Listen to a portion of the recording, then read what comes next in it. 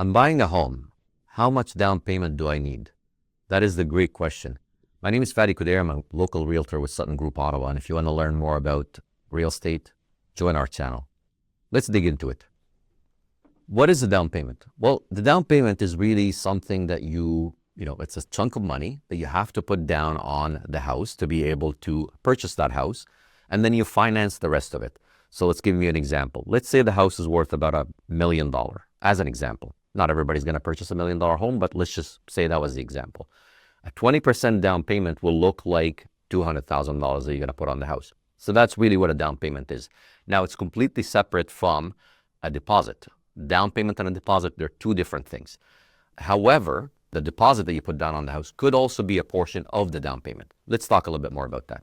Down payment is also completely separate than the closing cost. What that means is that down payment is really just a portion of the purchase of the house. The closing costs are something completely related, but not necessarily the same. So what these are for example, the inspection, the lawyer's fees.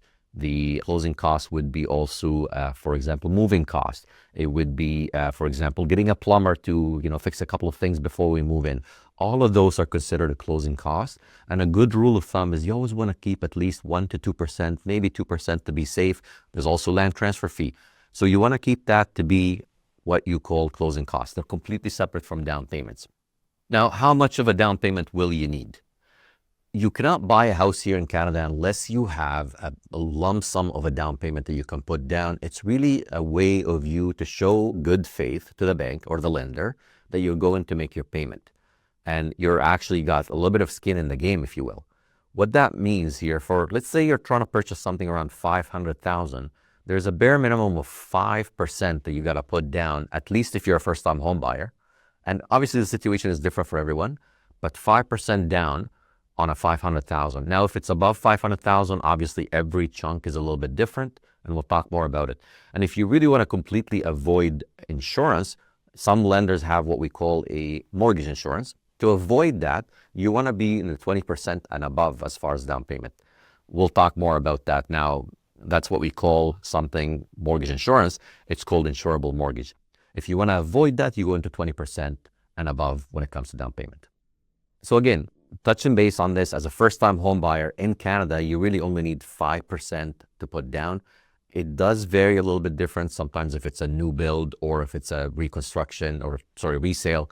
A new build, obviously some of the actual builders will require more skin in the game. They want you to put at least 10% down.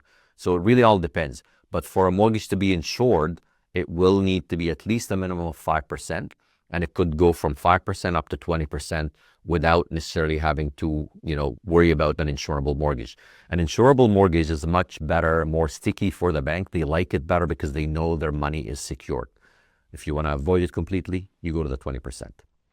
Now, let's talk about a mortgage. That's basically you put down a certain amount, the down payment, and the leftover amount, that's what you go to finance with the bank. That's called a mortgage.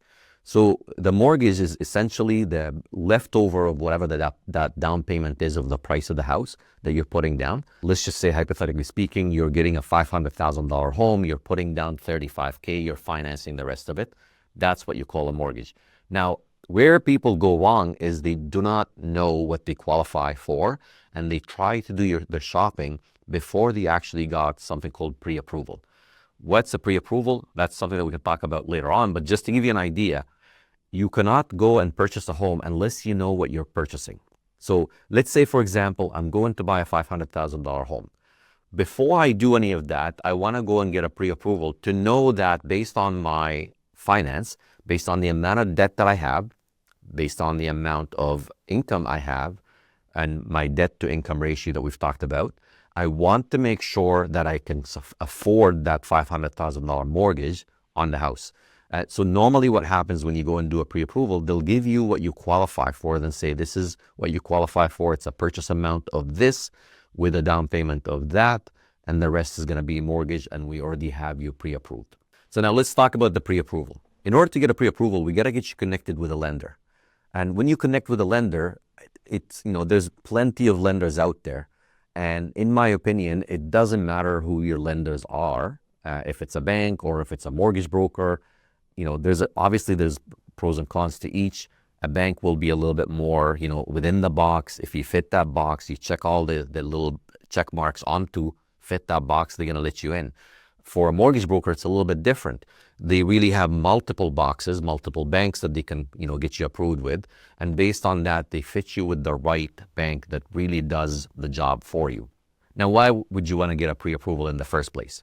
The reason why you want to get a pre-approval, it gives you that sort of peace of mind knowing exactly what you qualify for. So for example, I make $100,000, and when I make $100,000, I have a capacity to buy a certain amount. Now, if my $100,000 capacity allows for me to go and purchase, a vacation, this and that, a car, all of those different things, those are obligations. Those obligations or debts, it could be an obligation that's a monthly cost or an obligation that's a one-time thing. Let's just talk about the ones that are monthly cost and you're actually financing that.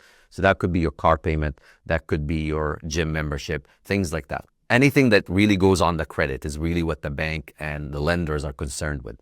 Once you figure those out, the bank would like you to stick within a certain range so you can keep those percentages true.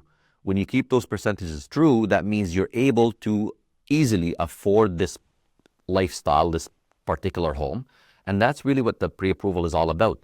They'll take a look and go, okay, based on that $100,000, he's allowed to do, a couple of payments of about maybe $500 on a car, a couple of $100 on this particular engagement, and maybe a couple of $100 on a finance, for example, for a couch, whatever the case may be. The leftover amount is really what they're looking at to see how much you have to spend on a house. Now, they have a percentage. It's called the debt to income ratio.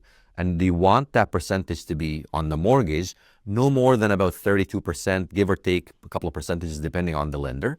And then they also want to take a look at the total debt. They call that the total debt ratio. And they want you to stick within about a 42 to 44%. Again, depends on the lender.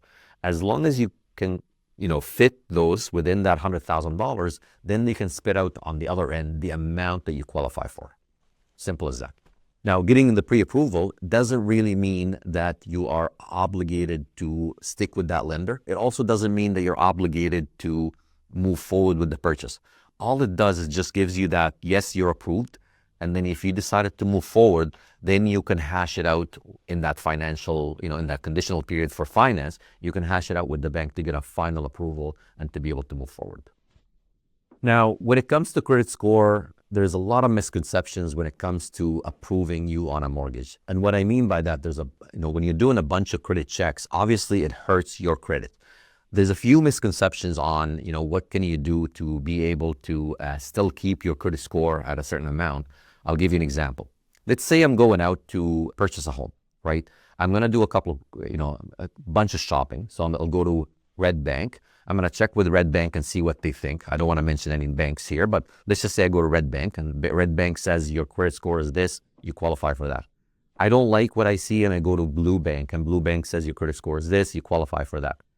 Technically, within about a month or so, I'm allowed to do about 2 or 3 credit checks as long as they're within the same sort of caveat, which is basically I'm looking to purchase a home.